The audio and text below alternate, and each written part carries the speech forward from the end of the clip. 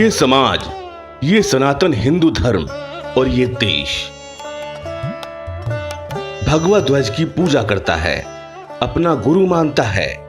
गुरु पूर्णिमा के अवसर पर भगवा ध्वज के पूजे जाने और इसके प्राचीन इतिहास को जानने की कोशिश करते हैं। भगवा ध्वज देश का ऐतिहासिक और सांस्कृतिक ध्वज है। यह सनातन धर्म के महान प्रतीकों में से एक है। भगवा ध्वज त्याग, बलिदान, ज्ञान, सेवा, वीरता, शुद्धता और देशभक्ति का प्रतीक है। वैदिक विज्ञान पर आधारित एडवांस कलर थेरेपी के अनुसार भगवा रंग समृद्धि और आनंद का प्रतीक माना जाता है। ज्योतिष शास्त्र में भगवा रंग बृहस्पति ग्रह का पसंदीदा रंग है। यह ज्ञान को बढ़ाने और आध्यात्मिकता का प्रसार करता है। भगवा पवित्र रंग है और युगों युगों से हमारे धार्मिक आयोजनों में और साधु संतों के पहनावे में प्रयोग होता रहा है। सूर्य में विद्यमान आग और वैदिक यज्ञ की समिधा से निकलने वाली आग भी भगवा रंग की है।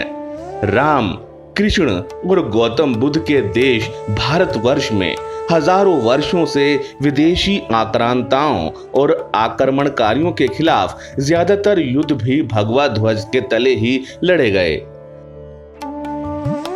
भगवा रंग पूरी तरह प्रकृति से भी जुड़ा हुआ है। सूर्यास्त और सूर्योदय के समय ऐसा प्रतीत होता है मानो प्रकृति का पुनर्जन्म हो रहा हो।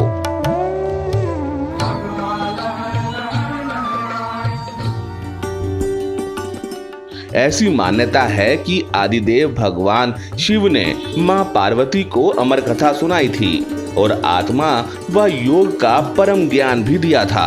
लोक कल्याण तथा निरंतर शिव भक्ति में प्रयत्नशील शुद्ध आत्माओं, निर्मल मन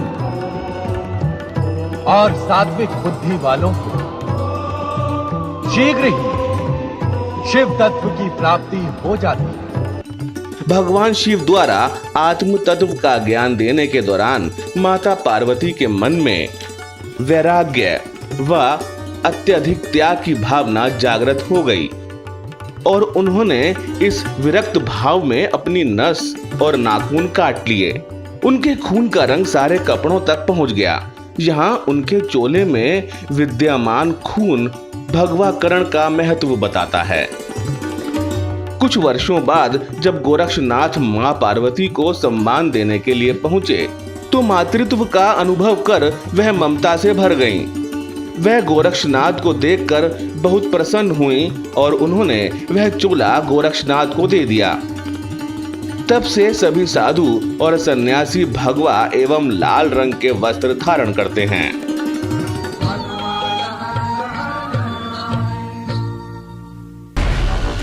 भगवान राम ने रघुवंश की ध्वजा के नीचे रावण से युद्ध किया था। कुर्म और स्कंद पुराणों के अनुसार रघुवंश के ध्वज पर 3 त्रिज्याएं अंकित थीं, जो अग्नि की ज्वालाएं जैसी दिखती थीं।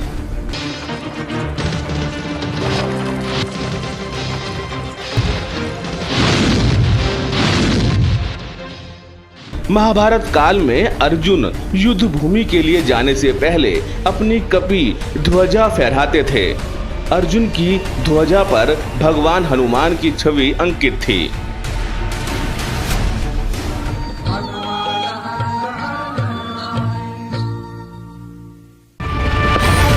राजस्थान में राणा सांगा और महाराणा प्रताप समेत तमाम राजपूत योद्धाओं ने भगवा ध्वज से वीरता की प्रेरणा लेकर कई ऐतिहासिक युद्ध किए। छत्रपति शिवाजी ने मुगल शासन से मुक्ति और हिंदू राज्य की स्थापना के लिए भगवा ध्वज की छत्र छाया में कई निर्णायक युद्ध लड़े। हर हर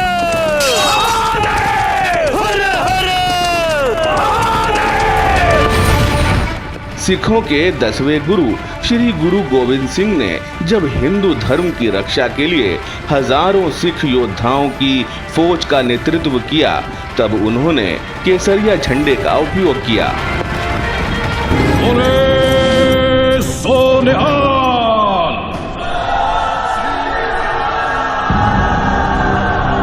इसी भगवा ध्वज से प्रेरणा लेते हुए महाराजा रणजीत सिंह के शासनकाल में सिख सैनिकों ने अफगानिस्तान के काबुल कंधार तक को फतह कर लिया था।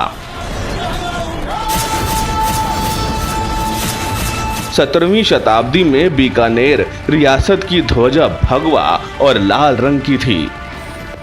नागपुर के भोसले शासक भगवा ध्वज का प्रयोग करते थे।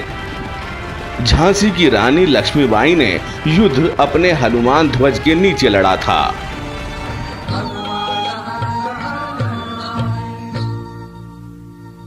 व्यक्ति की कृति हमेशा उसके देश काल परिस्थिति की मर्यादाओं से बद्ध होती है। हमको विभिन्न देश काल परिस्थितियों में काम करना पड़ेगा। तो मार्गदर्शक क्या है?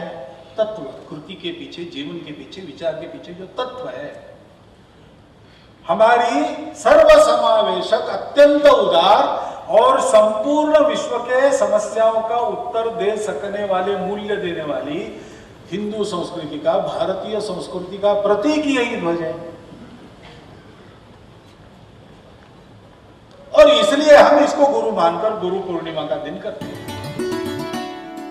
भगवा ध्वज को गुरु के रूप में प्रतिष्ठित करने के पीछे संघ का दर्शन यह है कि किसी व्यक्ति को गुरु बनाने पर उसमें पहले से कुछ कमजोरियां हो सकती हैं या कालांतर में उसके सद्गुणों का क्षय भी हो सकता है, लेकिन ध्वज स्थायी रूप से श्रेष्ठ गुणों की प्रेरणा देता रहा है।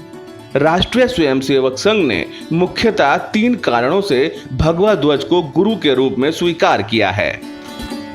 ध्वज के साथ ऐतिहासिकता जुड़ी है और यह किसी संगठन को एकजुट रखते हुए उसके विकास में सहायक होता है। भगवा ध्वज में सांस्कृतिक राष्ट्रवाद की वह विचारधारा सर्वाधिक प्रखर रूप में प्रतिबिंबित होती है जो संघ की स्थापना का प्रबल आधार है। किसी व्यक्ति की जगह सांस्कृतिक राष्ट्रवाद के प्रतीक भगवा ध्वज को सर्वोच्च स्थान देकर संघ यह सुनिश्चित करने में सफल रहा कि वह व्यक्ति केंद्रित संगठन नहीं बनेगा। संघ के सर्वोच्च पदाधिकारी, संघ प्रमुख समेत सभी स्वयंसेवक भगवा ध्वज को सादर नमन करते हैं। संघ की अनेक शाखाओं में वर्ष पर्यंत प्रतिदिन फहराया जाने वाला भगवा ध्वज कई दशकों से सांस्कृतिक राष्ट्रवाद की प्रेरणा देता रहा है।